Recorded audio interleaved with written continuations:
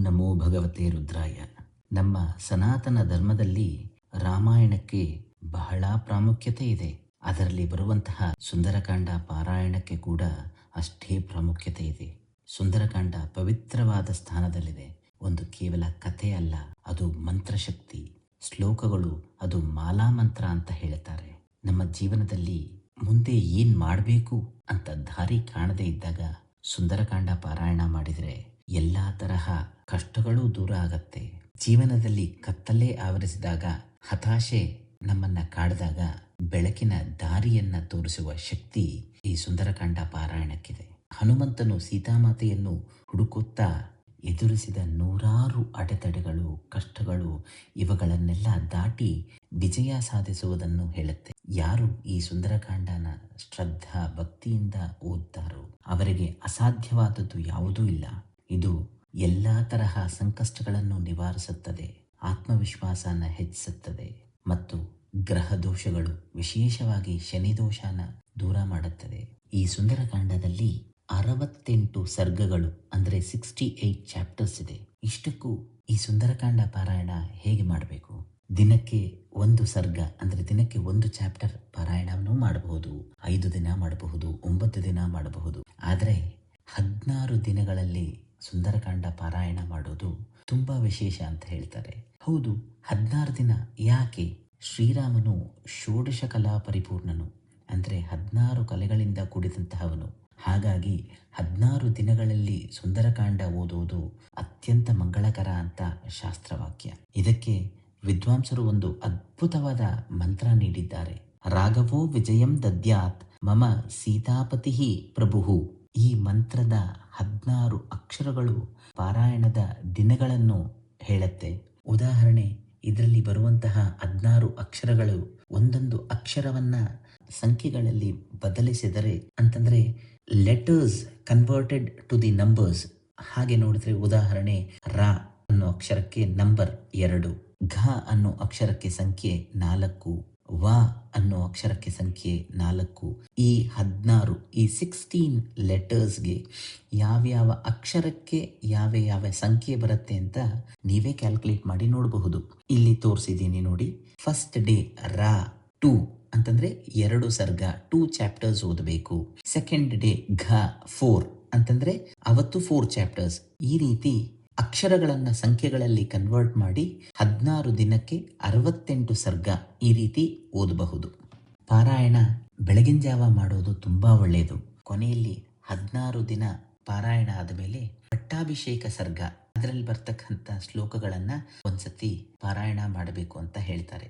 ಈ ರೀತಿ ಪಾರಾಯಣ ಮಾಡಿದ್ರೆ ಸಂಪೂರ್ಣವಾದ ರಾಮಾಯಣ ನೀವು ಪಾರಾಯಣ ಮಾಡಿದಷ್ಟು ಫಲಾನೂ ಕೊಡುತ್ತೆ ಈ ಸುಂದರಕಾಂಡ. ಮನೆಯಲ್ಲಿ ಇರ್ತಕ್ಕಂಥ ಸೀತಾರಾಮರ ವಿಗ್ರಹವಾಗಿರಬಹುದು ಅಥವಾ ಒಂದು ಫೋಟೋ ಆಗಿರಬಹುದು ಇಟ್ಟು ಅದರ ಮುಂದೆ ಒಂದು ದೀಪ ಹಚ್ಚಿ ಪಕ್ಕದಲ್ಲಿ ಒಂದು ಹಳದಿ ಬಟ್ಟೆನ ಇಟ್ಟು ಅಲ್ಲಿ ಹನುಮಂತನ ಫೋಟೋ ಆದ್ರೂ ಇಡಬಹುದು ಅಥವಾ ವಿಗ್ರಹ ಇದ್ರೆ ಹನುಮಂತನ ವಿಗ್ರಹ ಆದ್ರೂ ಇಡಬಹುದು.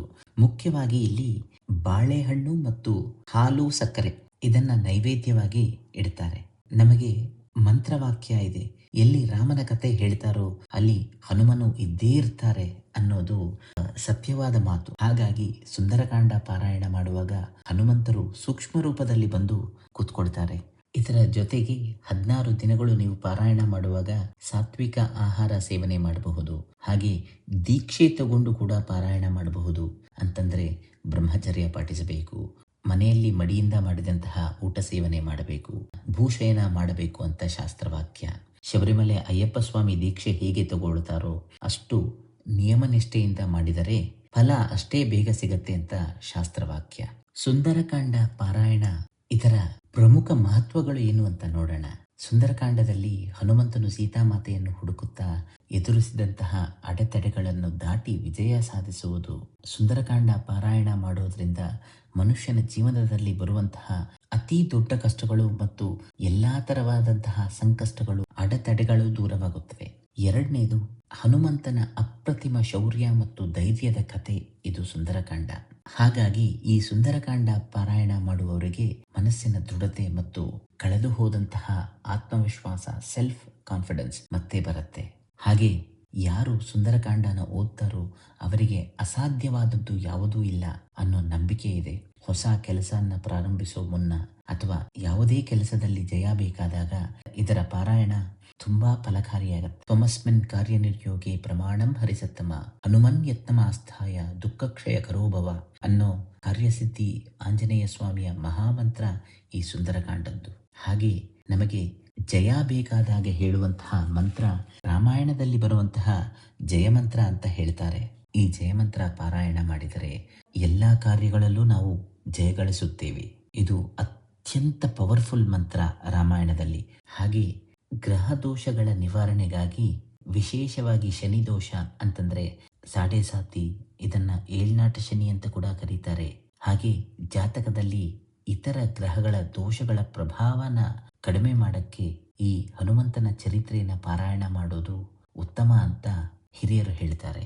ಮನೆಯಲ್ಲಿ ಸುಂದರಕಾಂಡ ಪಾರಾಯಣ ಮಾಡೋದ್ರಿಂದ ನೆಗೆಟಿವ್ ಎನರ್ಜಿ ದೂರ ಆಗತ್ತೆ, ಮನೆಯಲ್ಲಿ ಶಾಂತಿ, ನೆಮ್ಮದಿ ಹಾಗೆ ಲಕ್ಷ್ಮೀ ಕಟಾಕ್ಷ ಲಭಿಸುತ್ತೆ ಅಂತ ಹೇಳ್ತಾರೆ. ನಮ್ಮ ಜೀವನದಲ್ಲಿ ನಿರ್ದಿಷ್ಟ ಸಮಸ್ಯೆಗಳಿಗೆ ಸುಂದರಕಾಂಡ ವಿಶೇಷವಾದ ಪರಿಹಾರ ಕೊಡುತ್ತೆ. ಉದಾಹರಣೆಗೆ ಗ್ರಹದೋಷ ಹಾಗೆ ಕಷ್ಟ ನಿವಾರಣೆಗೆ 1ನೇ ಸರ್ಗ ಅಂದ್ರೆ ಹನುಮಂತನ ಸಮುದ್ರ ಲಂಘನ ಸರ್ಗ ಓದೋದ್ರಿಂದ ನಮಗೆ ಪರಿಹಾರ ಸಿಗತ್ತೆ. ಮಾನಸಿಕ ಶಾಂತಿ ಮತ್ತು ನೆಮ್ಮದಿ 3ರಿಂದ 5ನೇ ಸರ್ಗ, ಸಂತಾನ ಪ್ರಾಪ್ತಿಗೆ 7ನೇ ಸರ್ಗ, ಭಯ ಮತ್ತು ಪೀಡೆ ನಿವಾರಣೆಗೆ 12ನೇ ಸರ್ಗ, ದುಸ್ವಪ್ನ ನಿವಾರಣೆಗೆ 27ನೇ ಸರ್ಗ. ಅಂದ್ರೆ ಇದರಲ್ಲಿ ತ್ರಿಜಟ ಸ್ವಪ್ನ ವೃತ್ತ ಅಂತಾನೂ ಬರುತ್ತೆ. ಹಾಗೆ ಮನಸ್ತಾಪ ದೂರ ಆಗಕ್ಕೆ, ದಂಪತಿಗಳ ಸಮಾಗಮವಾಗಕ್ಕೆ 32ರಿಂದ 38ನೇ ಸರ್ಗ.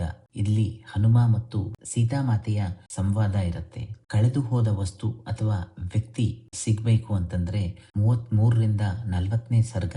ಕಾರ್ಯಸಿದ್ಧಿ ಮತ್ತು ಯಶಸ್ಸು ಸಕ್ಸಸ್ ಸಿಗಬೇಕಾದ್ರೆ 41ನೇ ಸರ್ಗ. ಅಕಾಲಿಕ ಮೃತ್ಯು ಭಯ ನಿವಾರಣೆ ಮತ್ತು ಆರೋಗ್ಯದಿಂದ ಇರಬೇಕು ಅಂತಂದ್ರೆ 42 ಅಂಡ್ 47th ಸರ್ಗ ಓದಬೇಕು. ಸಂಕಟಗಳಿಂದ ಮುಕ್ತಿ ಮತ್ತು ರಕ್ಷಣೆ ಸಿಗಬೇಕು ಅಂತಂದ್ರೆ 51ರಿಂದ 54ನೇ ಸರ್ಗ. ಅಂದ್ರೆ ಇದು ಲಂಕಾದಹನ ಸರ್ಗ ಅಂತಾನೆ ಹೇಳ್ತಾರೆ, ಇದನ್ನು ಓದಬೇಕು. ಸಕಲ ಇಷ್ಟಾರ್ಥಗಳ ಸಿದ್ಧಿಗೋಸ್ಕರ 68th ಚಾಪ್ಟರ್ ಓದೋದು. ಇಷ್ಟೆಲ್ಲ ಉಪಯುಕ್ತವಾದಂತಹ ಸುಂದರಕಾಂಡ ಪಾರಾಯಣ ಮಾಡಬೇಕು ಅಂತಂದ್ರೆ ಮನಸ್ಸಿನಲ್ಲಿ ಒಳ್ಳೆ ಸಂಕಲ್ಪ ಮಾಡಿಕೊಂಡು ಶ್ರೀರಾಮನ ಮೇಲೆ ನಂಬಿಕೆ ಇಟ್ಟು ಶುರು ಮಾಡಬೇಕು. ಆದ್ರೆ ನಮಗೆ ಬಂದಿರೋ ಸಮಸ್ಯೆ ಎಲ್ಲ ಈ ಡೌಟ್ಸ್ ಅನ್ನೋದಿರುತ್ತೆ ಅಲ್ವಾ, ಅದು ನಮ್ಮನ್ನ ಯಾವ ತರ ಸಾಧನೆಗೂ ನಮಗೆ ಅನುಕೂಲ ಮಾಡಿಕೊಡಲ್ಲ. ತುಂಬಾ ಜನ ಕೇಳ್ತಾರೆ, ಸುಂದರಕಾಂಡ ಪಾರಾಯಣ ಅಂತೇನೋ ಹೇಳ್ತೀರಾ, ಇದಕ್ಕೆ ಉಪದೇಶ ಬೇಕಾ ಅಂತ. ಖಂಡಿತ ಇದಕ್ಕೆ ಯಾವ ಉಪದೇಶನೂ ಬೇಡ. ಸುಂದರಕಾಂಡ ಹನುಮಂತನ ಮಂತ್ರಗಳು ಒಂದ್ಸತಿ ಕೇಳಿ ಪ್ರಾರಂಭಿಸಿದ್ರೆ ಸಾಕು. ಹಾಗೆ ಮಹಿಳೆಯರು ಕೂಡ ಮಾಡಬಹುದಾ ಅಂತ ಕೇಳ್ತಾರೆ. ಖಂಡಿತವಾಗಿ ಮಾಡಬಹುದು, ಯಾಕಂದ್ರೆ ಇದು ಸೀತಾಮಾತೆಯ ಚರಿತ್ರೆನೂ ಹೌದು. ಸಂಸ್ಕೃತ ಓದಕ್ಕೆ ಕಷ್ಟ ಆದ್ರೆ ಅದರ ಅರ್ಥ ನೀವು ಓದಿದ್ರೂ ಸಾಕು, ಅದರ ಫಲ ಸಿಗತ್ತೆ. ಕೊನೆಯದಾಗಿ ಹೇಳಬೇಕಾದ್ರೆ ಸುಂದರಕಾಂಡ ಅನ್ನೋದು ನಂಬಿಕೆಯ ಶಕ್ತಿ. ಅಸಾಧ್ಯವಾದದ್ದು ಸಾಧನೆ ಮಾಡುವಂತಹ ಒಂದು ಮಹಾಮಂತ್ರ. ಹನುಮಂತನಿಗೆ ಅಸಾಧ್ಯವಾದದ್ದು ಯಾವುದೂ ಇಲ್ಲ. ಹಾಗಾಗಿ ಶ್ರೀರಾಮರಲ್ಲಿ ನಂಬಿಕೆ ಇಟ್ಟು ಹನುಮತ್ ಸ್ಮರಣೆ ಮಾಡಿ ಸುಂದರಕಾಂಡ ಪಾರಾಯಣ ಮಾಡಿದರೆ ನಮಗೆ ಎಲ್ಲ ಒಳ್ಳೆಯದಾಗತ್ತೆ. ಅಂತಹ ಶ್ರೀರಾಮಚಂದ್ರರ ಕೃಪೆ, ಹನುಮಂತರ ಕೃಪೆ ನಿಮ್ಮೆಲ್ಲರ ಮೇಲೆ ಇರಲಿ. ಶ್ರದ್ಧಾಭಕ್ತಿಯಿಂದ ಪಾರಾಯಣ ಮಾಡಿ ಜೀವನದ ಕಷ್ಟಗಳನ್ನು ಜಯಿಸಿ. ಜೈ ಶ್ರೀರಾಮ್, ಜೈ ಹನುಮಾನ್.